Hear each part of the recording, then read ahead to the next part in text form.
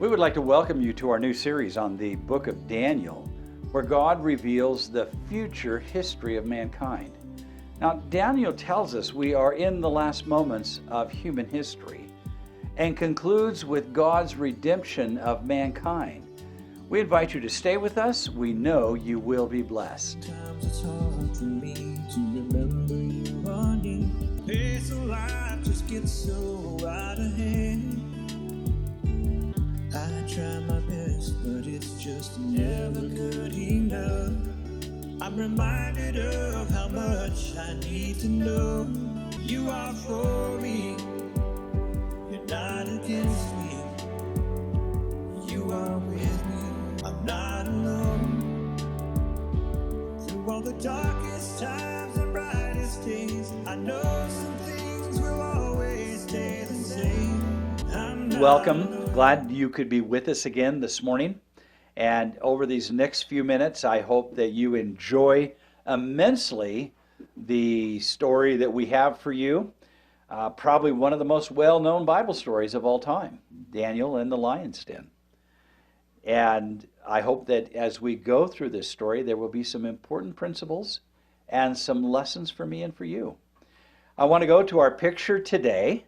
And, if you lived on the Pacific coast and you had 100-mile-an-hour winds and 30-mile-an-hour winds blowing on a fairly steady basis, you might look like one of those trees. I mean, imagine if you wanted to get your hair fixed, you just had to look out at the ocean, and you can see how those trees have been shaped by the wind. But I also want you to see that though that is not my house on top of that rock, that is still one of my favorite houses. Wouldn't it be amazing to wake up every day and see those 30, 40-foot waves, sometimes 60 coming in, and here you sit up there on that house and you can just feel them hitting the rocks. I don't know. To me, that sounds pretty exciting. I don't know how you would respond to that. I'm living out here in the high desert of Idaho, and so what a different world. Thank you, Sherry, for capturing that moment. By the way, the picture is perfectly focused, but the fog is just starting to lift and just moving away from the coastline. So that's the reason it looks a little hazy. Great story. Thanks, Sherry. Appreciate that. So, Faith and Hope for the Day is the name of our series. Daniel chapter 6 is where we are at. We call this one The Lions. And by the way, the artist, that is a lion with wings with the king's head on it. That would speak back to some of the things we think about when we think about King Nebuchadnezzar.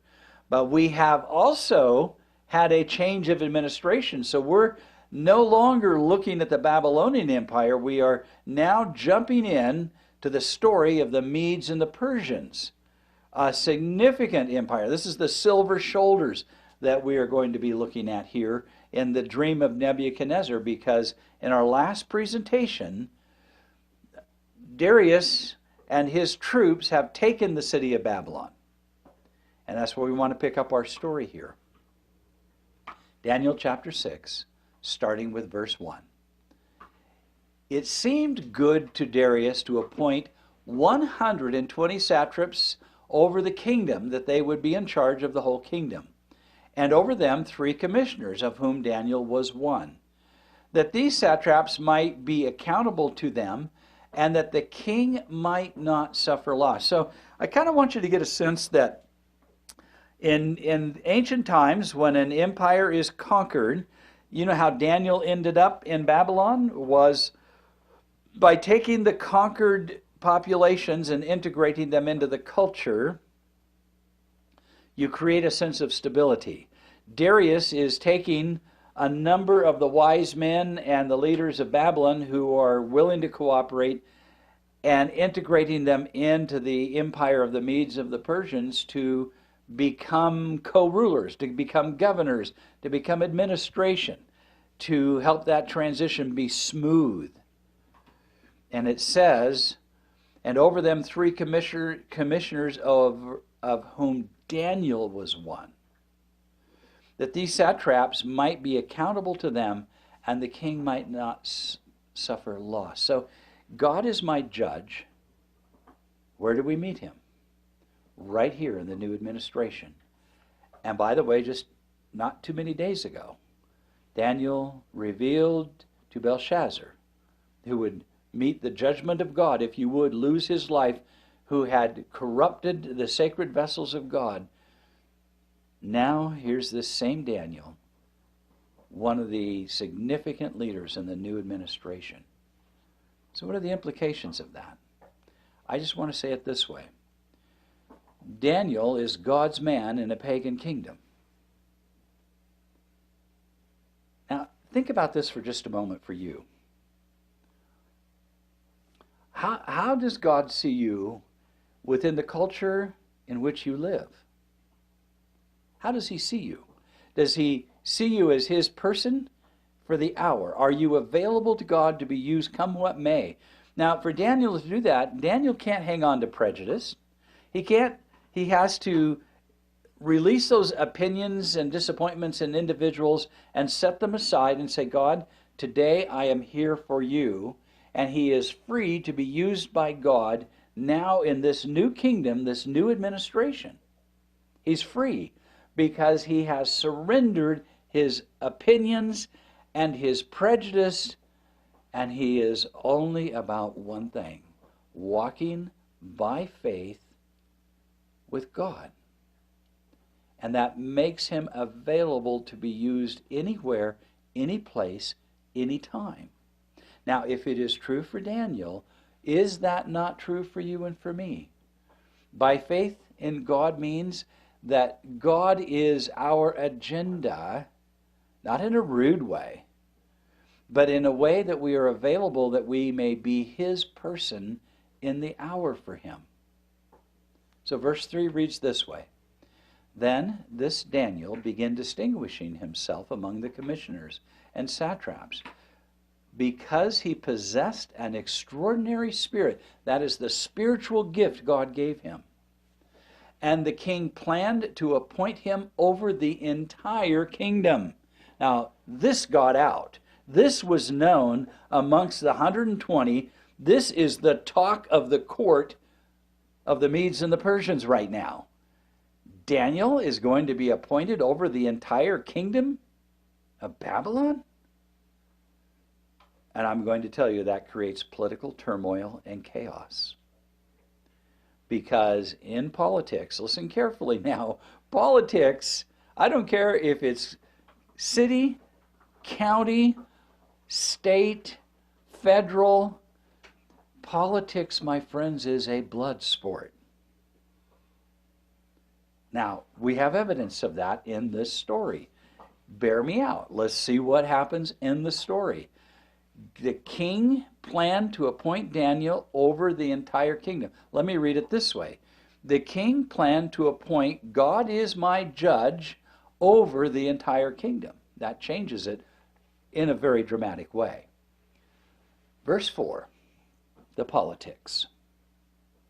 Then the commissioners and satraps begin trying to find a ground of accusation against Daniel in regard to government affairs. It's like, okay, if you can find one and you can find one, will you support me so I can take his position? Let's get Daniel out of the way so we can have power and authority. Politics is a blood sport. But they could find no ground of accusation or evidence of corruption, inasmuch as Daniel was faithful and no negligence or corruption was to be found in him.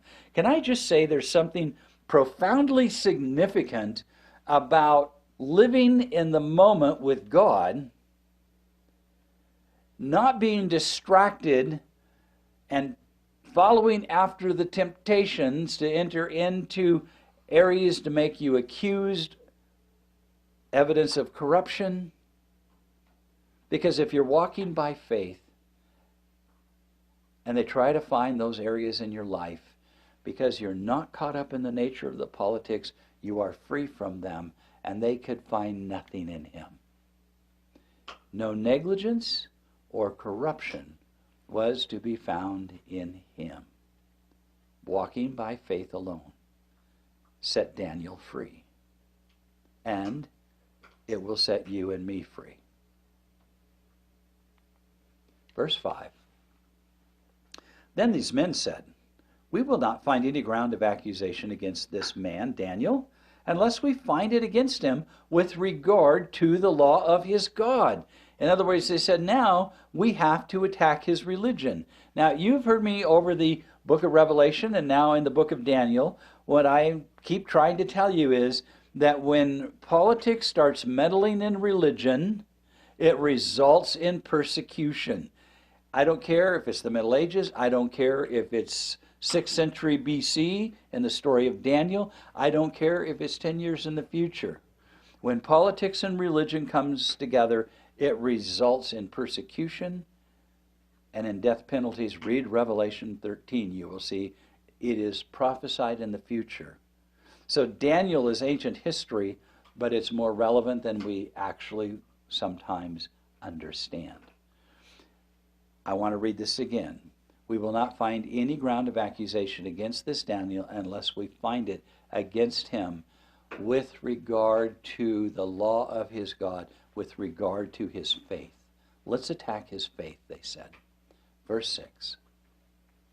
Then these commissioners and satraps came by agreement to the king and spoke to him as follows.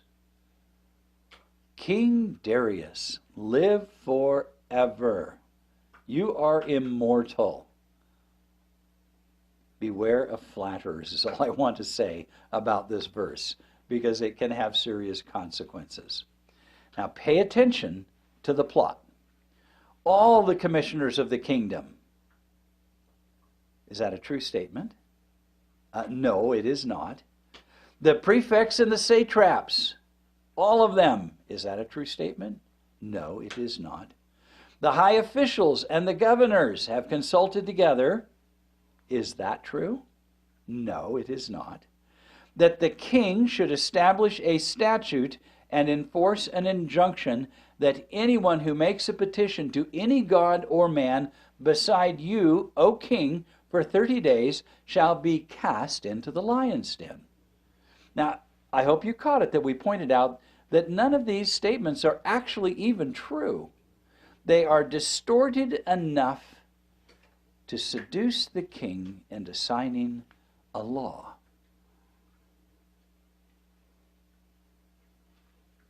And it has a death penalty attached to it.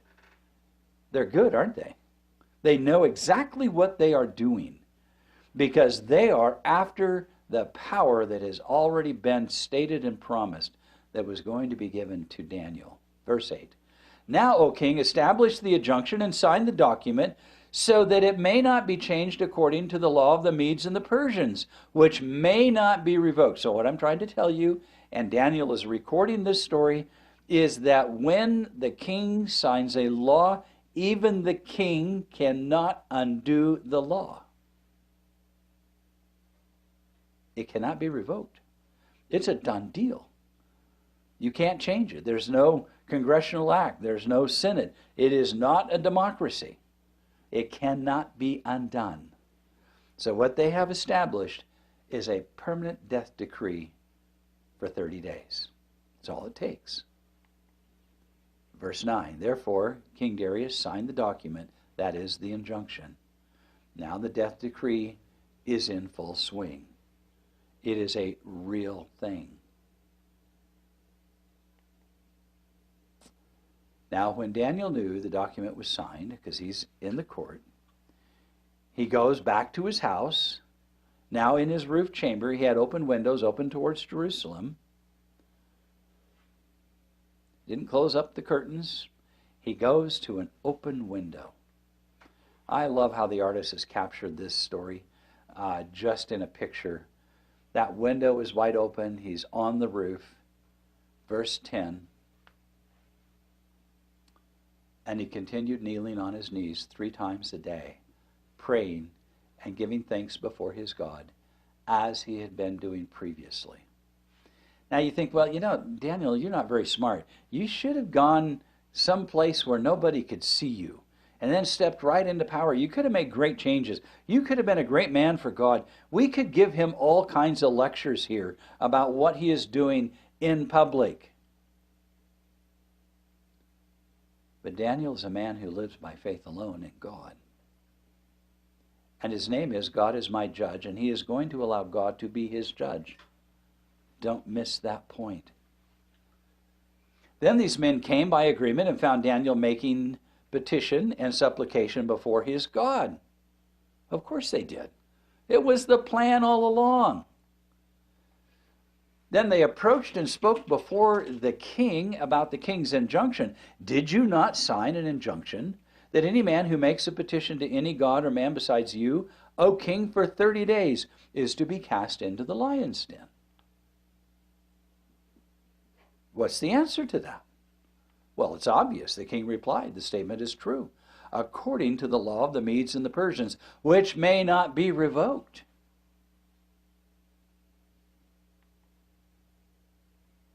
Then they answered and spoke before the king. Daniel, who is one of the exiles from Judah, pays no attention to you, O king. Can we pause here for just a moment? It says, and Daniel was aware that the king had signed the document. O king, or to the injunction which you signed, which but keeps making his petition 3 times a day? Here you sign this law, and Daniel morning, noon, and night is out there in the window in front of the entire city of Babylon. And what's he doing? He is just putting this right in your face, king. Accusation. The spirit of accusation, the accuser of the brethren, is at work here. Then, as soon as the king heard the statement, he was deeply distressed and set his mind on delivering Daniel. And even until sunset, he kept exerting himself to rescue him.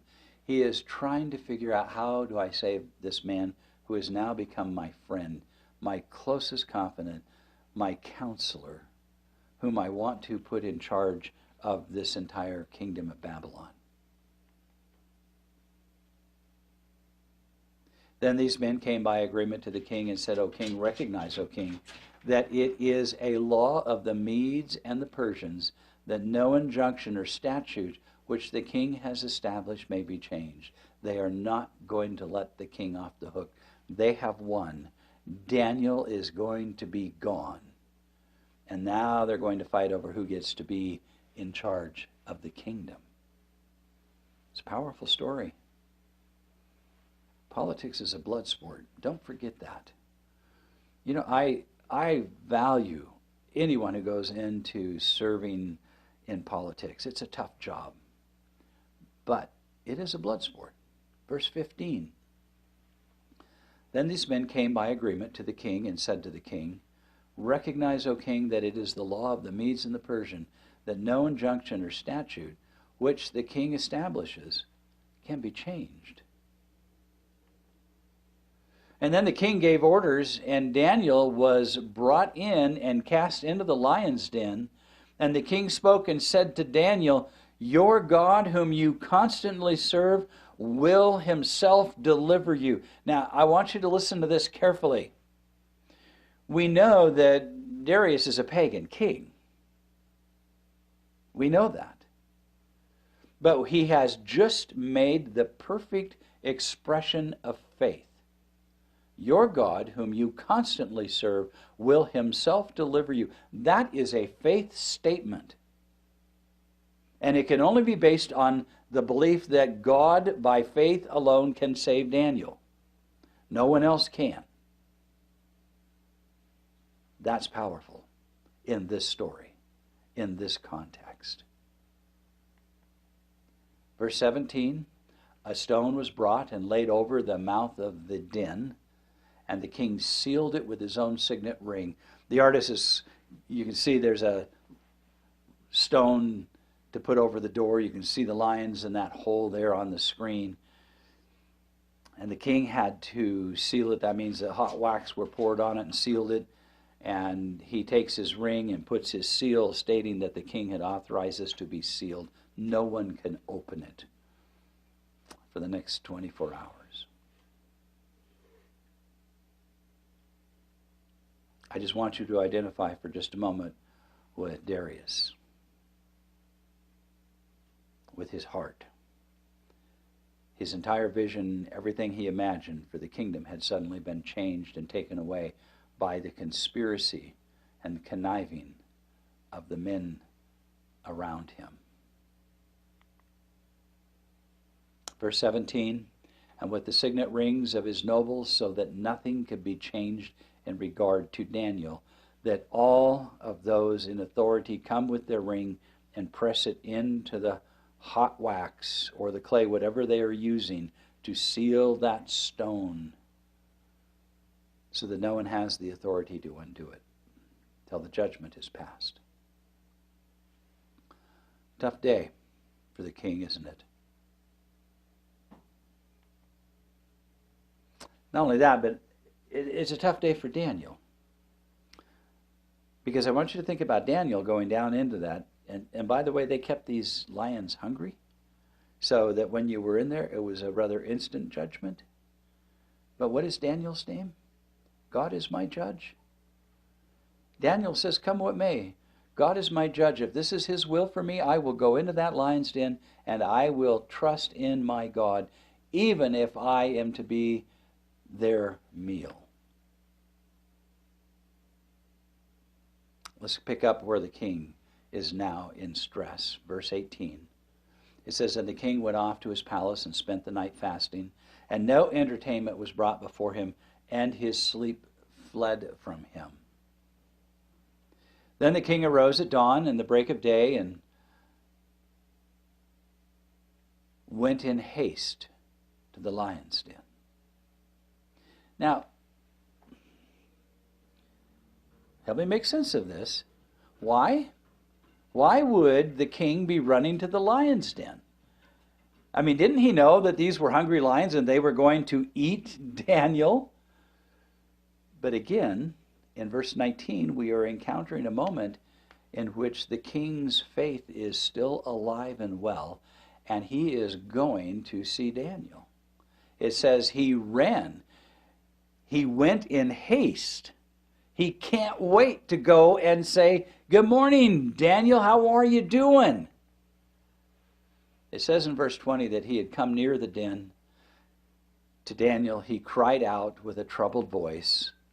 The king spoke and said to Daniel, Daniel, servant of the living God, has your God, whom you constantly serve, been able to deliver you from the lions?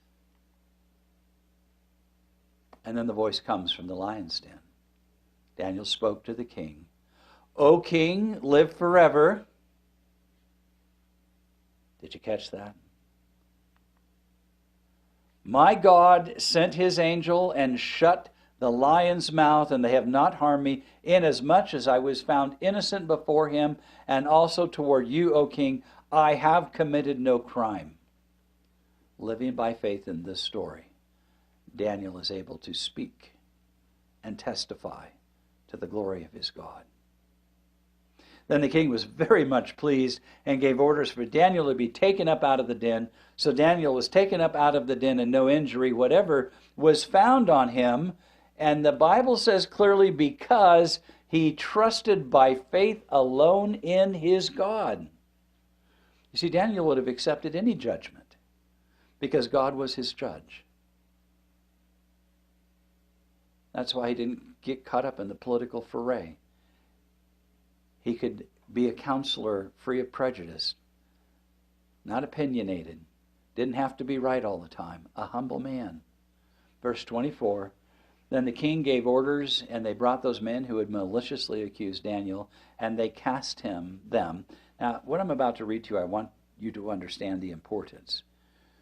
In the judgment in this area in 6th century BC, the judgment had to eradicate the entire bloodline so that it did not create feuds and battles later in time.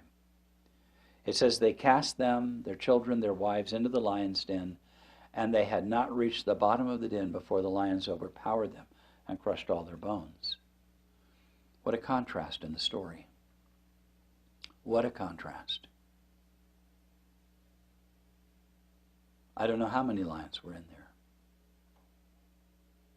But those who did not live by faith alone did not survive.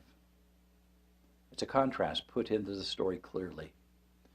Then Darius the king wrote to all the peoples, nations, and men of every language who were living in all the lands.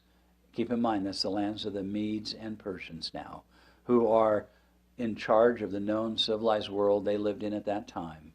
He writes, "May your peace abound. I make a decree that in all the dominion of my kingdom men are to fear and tremble before the God of Daniel. For he is the living God, enduring forever, and his kingdom is one which will not be destroyed, and his dominion will be forever and ever."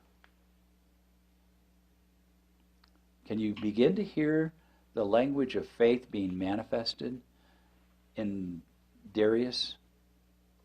He delivers and rescues, performs signs and wonders in heaven and on earth, who has also delivered Daniel from the power of the lions. So this Daniel enjoyed success in the reign of Darius and the reign of Cyrus the Persians. The end of our story. Now Daniel serves not just a new administration, but he is now able to continue God's man to an entire new empire. God has a way to insert his influence through his people, through you, if you're choosing to live by faith, without the distractions and temptations that would lead you to carry a separate agenda than his. Daniel continues his work by faith in God to speak the things of God to foreign and pagan kings. Living by faith alone in a foreign land becomes a lesson for you and me.